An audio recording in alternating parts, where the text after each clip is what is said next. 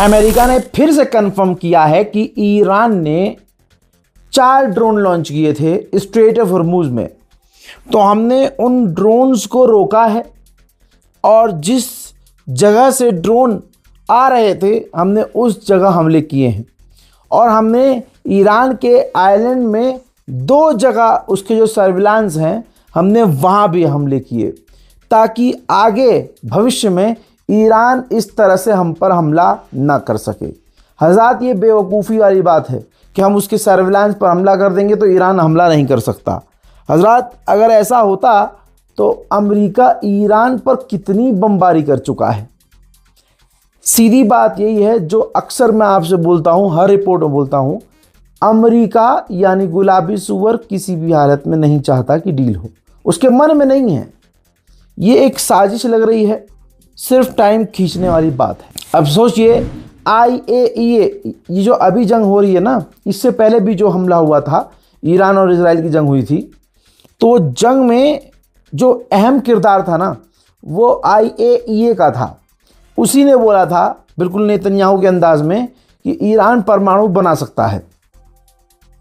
फिर उसकी ही बात को पकड़कर, उसके ही बयान को सारी दुनिया में, UN में चीख चीख कर नेतन्याहू ने बोला था, माहौल बनाया था ईरान पर हमला करने का, और फिर कर दिया हमला। और जब हमला हो गया तो IAEA ने अपनी बात से यू टर्न मार लिया। कहा था कि हमें कंफर्म नहीं है कि ईरान के पास परमाणु है कि नहीं, यूरेनियम वो बनाएगा कि नहीं। हज़रात मोहतरम, IAEA ने ठीक अब वही हरामीपन किया है। IAEA ने अब दोबारा से ईरान पे हमला करवा के, हमले को सपोर्ट करके अब कहा है कि हमारे पास ये इन्फॉर्मेशन नहीं है कि ईरान के पास कितना यूरेनियम है। ईरान परमाणु बनाएगा कि नहीं बनाएगा, बना सकता है कि नहीं बना सकता, हमें नहीं पता। ये सीधा सीधा आप देख रहे हैं हरामीपन है। उधर ईरान का कहना है कि हम टोल नहीं लेंगे स्ट्रेट ऑफ हॉर्मुज में, हम जहाज़ों से फीस लेंगे। तो बात तो वही हो गई है, चाहे नाक ऐसे पकड़ो चाहे ऐसे, लेकिन ईरान पूरी चालाकी से खेल रहा है। उधर अमेरिका ने ईरान का एक और टैंकर स्ट्रेट ऑफ हॉर्मुज में सीज कर लिया है, जिसकी वजह से दोनों के बीच तनाव बढ़ गया है। सारी दुनिया को पता है कि दुनिया का सबसे खतरनाक बम अमेरिका के पास है, जिसे बंकर बस्टर बम बोलते हैं।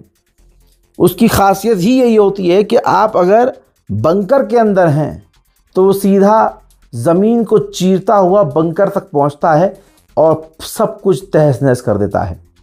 लेकिन ये बंकर बस्टर्स बम ईरान में फेल हो गए।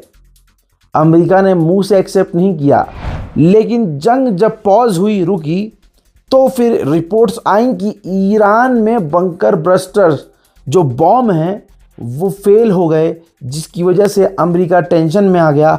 और आज की तारीख की अपडेट ये है कि अब अमेरिका नए तरह के बंकर बस्टर्स बम बना रहा है, क्योंकि ईरान में वो फेल हुए हैं। हज़रात, ईरान के विदेश मंत्री ने कहा है कि अमेरिका को इस बात को एक्सेप्ट करना होगा कि हम पावरफुल हैं, ईरान पावरफुल है, और रीजन का यही फैक्ट है। इस चीज़ को एक्सेप्ट करके ईरान के साथ अमेरिका को डील कर लेनी चाहिए। हज़रात मोहतरम, उधर हूथीज़ ने भी कंफर्म किया है कि हम किसी भी कंडीशन के लिए और किसी भी हालात के लिए तैयार हैं। उधर 62% यानी 62% यहूदी खिलाफ हैं कि डोनाल्ड ट्रंप हमारी इजराइल की पॉलिसी क्यों चला रहा है। कमाल की बात यह है, इजरायली सोच रहे हैं, इजरायलियों का कहना यह है कि हमारे मुल्क को डोनाल्ड ट्रंप चला रहा है, और डोनाल्ड ट्रंप पर इल्ज़ाम यह है कि वो इजराइल चला रहा है। दोनों तरफ से एक दूसरे को इसी नज़र से देखा जा रहा है। हज़रात, अमेरिका ने कुवैत को $2 बिलियन के एंटी ड्रोन सिस्टम अप्रूव किए हैं। याद रहे, अभी कुछ दिन पहले कुवैत पर अमेरिकी बेस पर ईरान ने हमला किया था। कुवैत फड़फड़ाने लगा और लोग हंसने लगे कि लो जी, अमेरिका पर भरोसा किया और अमेरिका बचा नहीं पा रहा है। कुवैत के दिल में कोई बात ना आए इसलिए कुवैत को शांत करने के लिए अमेरिका ने हथियार अप्रूव कर दिए। एक सैटेलाइट इमेज से खुलासा हुआ है, ये है वो इमेज जिसमें दिखाया जा रहा है कि एक अननोन लोकेशन बताया गया है कि अननोन लोकेशन है, लिखा हुआ है इस पे। अननोन लोकेशन पर F-16 अमेरिका का उड़ते उड़ते रिफ्यूल किया जा रहा है। चालाकी देखिए, लिखा गया है कि अननोन लोकेशन, लेकिन असलियत ये है कि जो चीज़ जो फ्रेम नज़र आ रहा है वो UAE का पाम जुमेरिया इलाका है, उसके ऊपर अमेरिका का ये F-16 है और टैंकर है। यानी UAE खुल्लम खुल्ला आज की तारीख में भी ईरान के ख़िलाफ़ अपने एयर स्पेस को अमेरिका को इस्तेमाल करने दे रहा है। और जब ईरान किसी भी हालत में, किसी भी कंडीशन में UAE को पीटना शुरू करेगा तो फिर सुअर की झांट कहेंगे कि भैया ईरान अरबों पर हमला क्यों कर रहा है। हजरात, इजराइल की एक थिंक टैंक है, एक ऑर्गेनाइजेशन है, उस लिस्ट में ईरान के जिन जिन जगहों और जिन जिन इलाकों का नाम था, ठीक, उस लिस्ट का इस्तेमाल करके ईरान में उन जगहों पर इजराइल ने जंग के दौरान हमला किया था। मेरे दोस्तों, रशिया ने खुलकर सपोर्ट किया है ईरान को, आप सोच भी नहीं सकते कितनी बड़ी बड़ी बातें रूस के विदेश मंत्री सर्गेई लावरोव ने कही है। रूस के विदेश मंत्री सर्गेई लावरोव ने कहा कि स्ट्रेट ऑफ हॉर्मुज़ खुला हुआ था, अमेरिका ने खुद अटैक करके ईरान पर वो स्ट्रेट ऑफ हॉर्मुज़ बंद करवा दिया। मेरा मानना ये है कि ईरान पर हमला इसलिए किया गया क्योंकि ईरान और अरब एक हो रहे थे। अरब और ईरान एक दूसरे के करीब आ रहे थे। करीब आने की स्थिति को देखते हुए ईरान पर हमला किया। परमाणु की रही अगर बात, तो ईरान के सुप्रीम लीडर ने आदेश दिया था कि यह परमाणु हमें नहीं बनाना। हमें यह मालूम है कि इनके पास कोई भी सबूत नहीं है ऐसा जिसमें ये क्लियर बताया गया हो कि ईरान परमाणु बना रहा था, लेकिन फिर भी ईरान पर हमला करके सुप्रीम लीडर को मार दिया।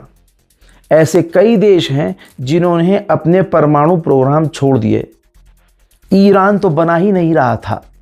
नॉर्थ कोरिया ने परमाणु बना लिया रोक टोक के बावजूद, तो आज बचा हुआ है, लेकिन ईरान के सुप्रीम लीडर को कत्ल कर दिया।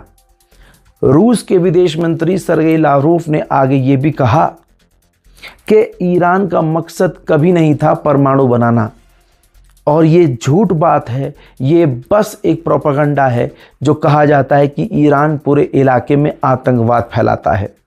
ईरान कोई भी आतंकवाद किसी भी तरह का नहीं फैलाता, लेकिन सामने वाले जो इल्ज़ाम लगाते हैं असल में आतंक वो फैलाते हैं। दोस्तों, आप सोचिए ये बोल कौन रहा है?